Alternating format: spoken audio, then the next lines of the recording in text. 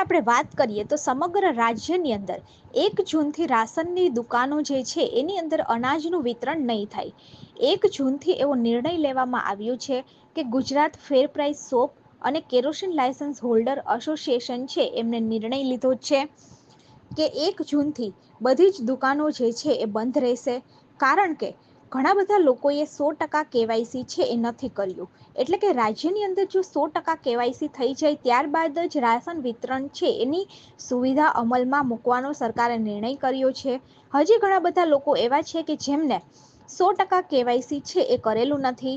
આના માટે આ પગલું લેવામાં આવ્યું છે અને હવે કેવાયસીની જે તારીખ છે એ વધારી અને 30 જૂન કરવામાં આવી છે. 30 જૂન સુધીની અંદર જે લોકોએ કેવાયસી નથી કર્યું એમને ઈ કેવાયસી કરી દેવાનું રહેશે. બાકી એમનું રેશન કાર્ડ છે એ રદ પણ થઈ જશે.